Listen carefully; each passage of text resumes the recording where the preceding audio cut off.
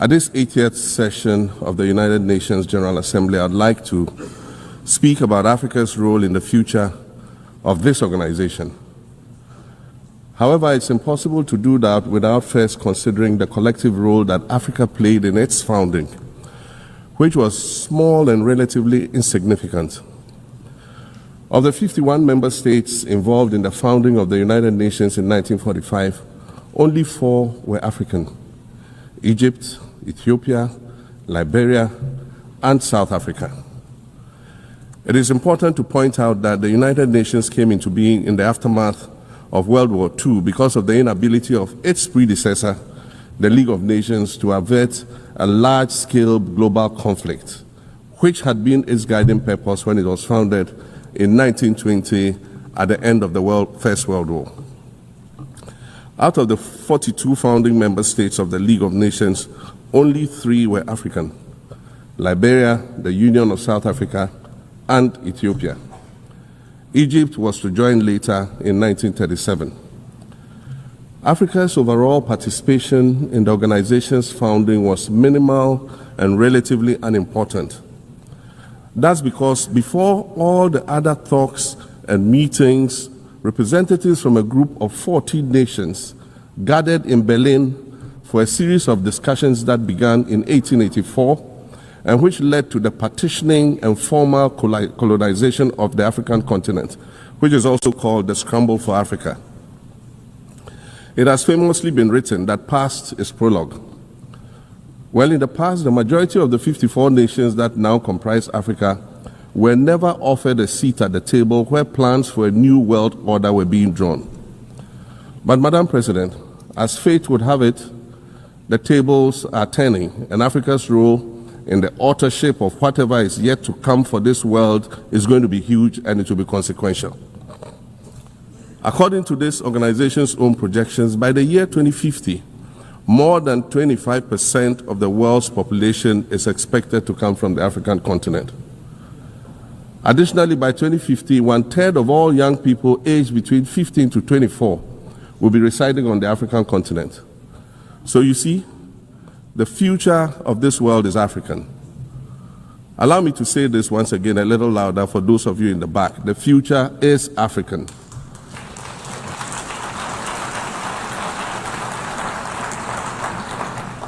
Already today, Africa is a catalyst for human potential and development, as well as for economic reform and ecological stability. Africa is a catalyst for systemic change. If this reality, which is fact-based and straightforward, seems provocative or unsettling, perhaps it's because you are viewing it through the lens of centuries of filters, colonialism and imperialism, and the resulting implicit bias. Maybe you are unaware of the resilience of African nations or their remarkable ability to make a strong comeback just when you think it's safe to count them out. That is what is happening right now in my own country, Ghana. Our constitution limits leaders to 2 4-year terms. In January, I was sworn in for a second term, which, let me point out, was non-consecutive with my first term. Our currency, the Ghana cedi, was rapidly depreciating, faced with rising inflation, a huge debt burden, and low morale amongst our citizens. My new administration settled down quickly and embarked on an ambitious program of comprehensive transformation designed to restructure Ghana's economic foundation and enhance our competitive standing globally. We refer to this process of recalibration as our reset agenda. In just 8 months, we have achieved significant reduction in inflation from 23.8% in December 2024 to 11.5% in August 2025, restoring price stability for our citizens. Additionally, our currency, the Ghana cedi, has appreciated considerably against other currencies, with Bloomberg reporting it as the best performing currency in the world at one point. Our improved sovereign credit rating reflects increasing investor confidence in our economy, and our 24-hour economy initiative promises to transform our economy. And there's a renewed willingness amongst our people to trust that their elected officials have Ghana's interests at heart and that we're progressing together. Madam President, I believe that in honor of this milestone celebration, the United Nations should also embark on a process of serious recalibration and establish its own reset agenda. Since the organization's founding, the number of UN member nations has nearly quadrupled. And quite frankly, it is not the same world that it was back then when the UN was formed. I mentioned earlier that I began my second non-consecutive term as president this past January. My first term ended in January 2017. In that span of time, 8 years, the world has changed with such ferocity. My first days in office after my return felt as though I had just awakened from a Rip Van Winkle-style sleep. Now, no, that was only after 8 years. Imagine then what it will be like after 80 years since the founding of the United Nations. In 1945, the sun had not yet set on the largest empire in history. The most common mode of international travel was by sea. The personal computer had not been invented, let alone made portable. And television, a new convenience, was still in its infancy, albeit in black and white color. Relations between the US and the Soviet Union were turning frosty, with Winston Churchill declaring that an iron curtain has descended across the European continent. Fast track 80 years on, in today's world, hundreds of thousands of commercial flights take off and land every day. Libraries have been digitized so that volumes of literature can exist on a small device, small enough to fit inside your pocket. We live in a world of cryptocurrency, artificial intelligence, social media, the internet and its dark hidden dungeon of the dark web, all of which carry a potential threat to global peace and security. Climate change is real, and we're fighting a losing battle against the loss of Maldives and other island nations to the rising sea level, against the loss of Timbuktu to desertification, and the Amazon forest to global warming and deforestation. Madam President, the UN Founding Charter is outdated when it comes to representation in this August Assembly. The most powerful post-World War II nations are still being rewarded with an almost totalitarian guardianship over the rest of the world. And yet, the first sentence in Chapter 2, Article 1 of the UN Charter declares that the organization is based on the principle of sovereign equality of all its members. If this were true, and was the case, a continent as large as Africa, with its numerous UN member states, would have at least one permanent seat on the Security Council.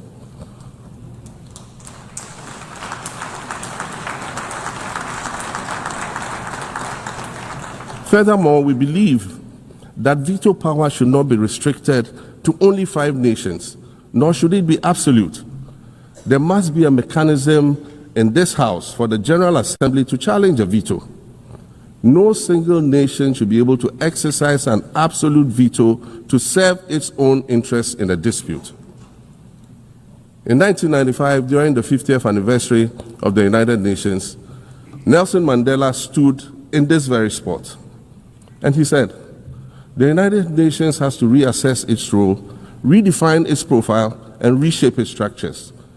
It should truly reflect the diversity of our universe and ensure equity among the nations in the exercise of power within the system of international relations in general and the Security Council in particular."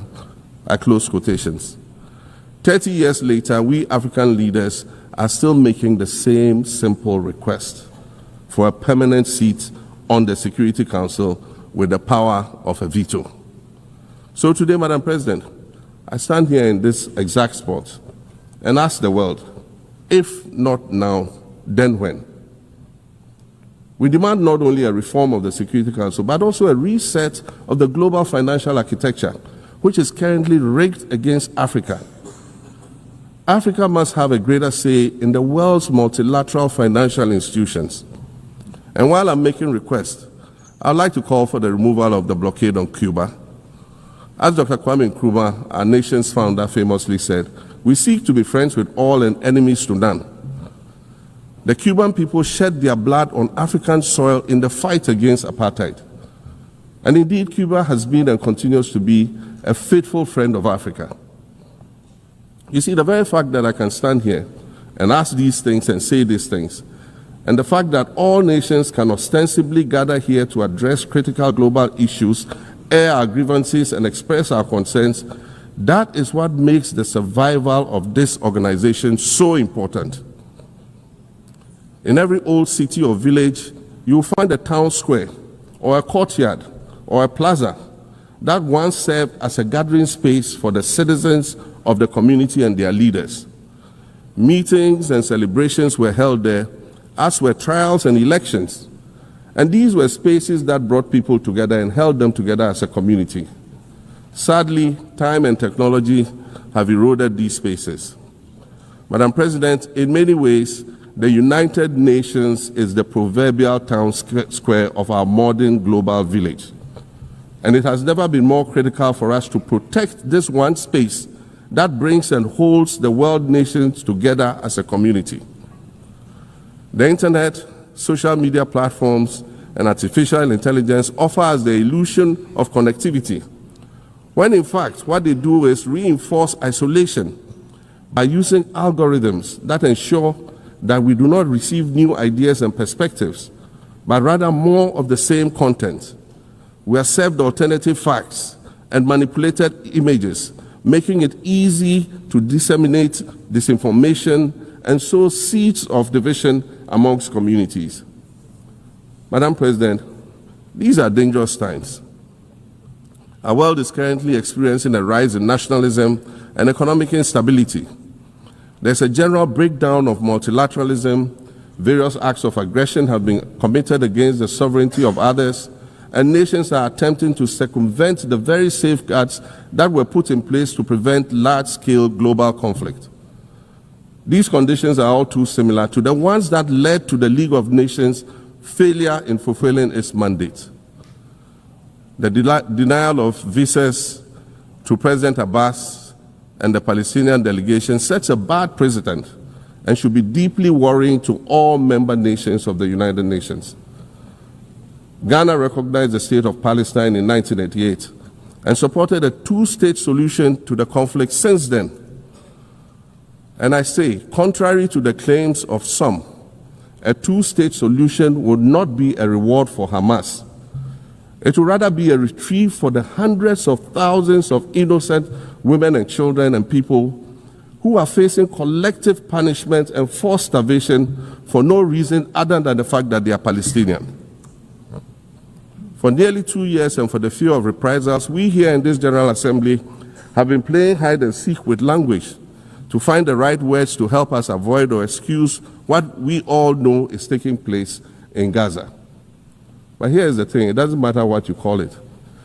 If it looks like a duck, it swims like a duck, and quacks like a duck, well, then it must be a duck. The crimes in Gaza must stop.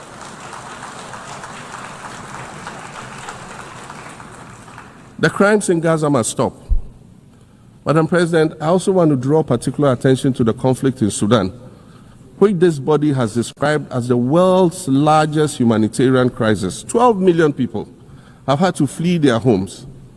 And when we speak of migration, we refer to the 12 million new Sudanese refugees, whom we as a global community should be willing to assist in much the same way that many member nations readily assisted new refugees coming out of Ukraine. Let's dispense with the euphemisms and dog whistles and speak frankly. It is not a mystery that when leaders of Western nations complain of their migration problems, they are often referring to immigrants from the global south. But many of those immigrants are climate refugees. And interestingly, the global north emits 75% more greenhouse gases than the global south. However, the effects of climate change are more severe in the global south because we lack the resources to address them effectively. And so when the desert encroaches on our villages and towns and they become unlivable, we are forced to flee. While Sanshire, a Somali-born prophet, a Somali-British poet born in Kenya to Somalian refugee parents, was London's first youth poet laureate. She writes in her poem titled Home. And it says, you have to understand that no one puts their children in a boat unless the water is safer than the land. No one bends their palms under trains beneath carriages. No one spends days and nights in the stomach of a truck feeding on newspaper unless the miles traveled mean something more than just a journey. Madam President, we cannot normalize cruelty. We cannot normalize hatred. We cannot normalize xenophobia and racism. If we're going to tell a story, let's not tell its slant. Let's tell all the truth. When we speak of migrants, we speak of Mami Ewusi Mensah Frimpong, a judge on the U.S. District Court for the Central District of California. She's the first black female judge on any of California's 4 federal district courts. She was born here in America to immigrant parents from Ghana. We speak of Peter Bosman, a medical doctor in Ghana who moved to the town of Piran in Slovenia in the 1980s and later became the first black mayor of Piran, the first black mayor in Slovenia and in the whole of Eastern Europe. We speak of T. Michael, the iconic Ghanaian Norwegian artist and designer. And of course, we speak of the late Kofi Annan, former United Nations Secretary General.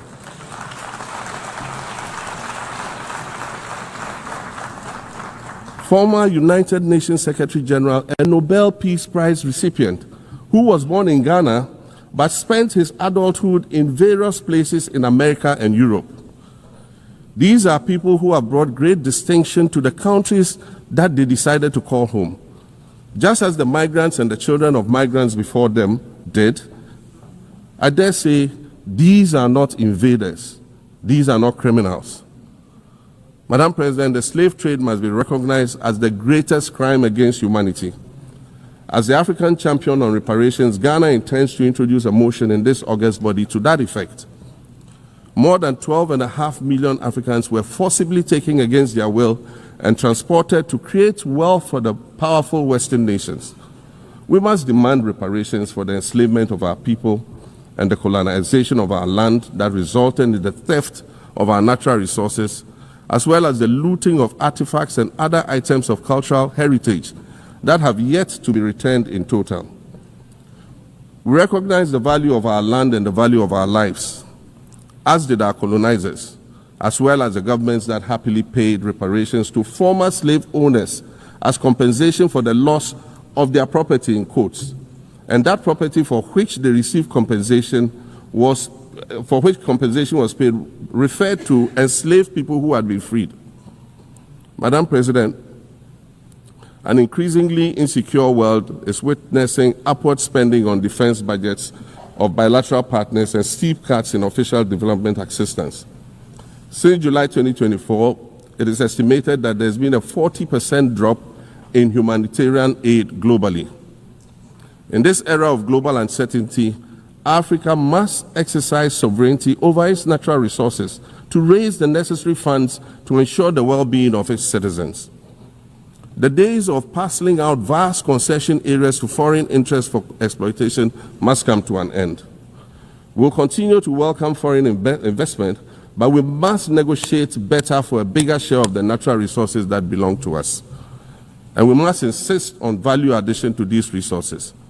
We're tired of the continued image of poverty-stricken, disease-ridden rural communities living at the periphery of huge foreign-controlled natural resource concession areas. We're tired of having people extract the most they can from us and in return offer us the very least by way of respect, consideration, and dignity. We're tired of not being represented in ways that reveal the richness and complexity of our history or acknowledge all that we have overcome to arrive here in this liminal space of untold possibilities. Allow me to echo the Indian-American writer Arundhati Roy, who wrote, "Another world is not only possible, she's on her way. On a quiet day, I can hear her briefing." I want to add that for the sake of Africa, and quite selfishly for the sake of my 18-year-old daughter, I hope that this new world that is arriving is a place of safety and equality for women and girls. To succeed, we must empower everyone, including women and girls, to reach their full potential. In closing, Madam President, I'd like to congratulate you on your election to preside over this historic 80th General Assembly and on being the 5th woman to hold this distinction. I'd also like to congratulate Her Excellency Nana Jane Opoku-Agyeman on being the first woman Vice President of Ghana.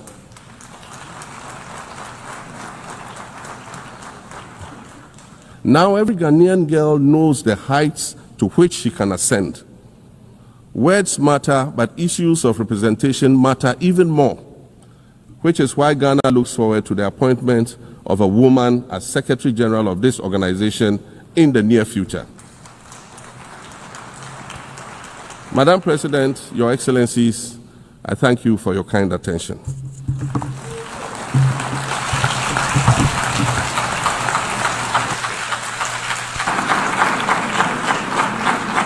On behalf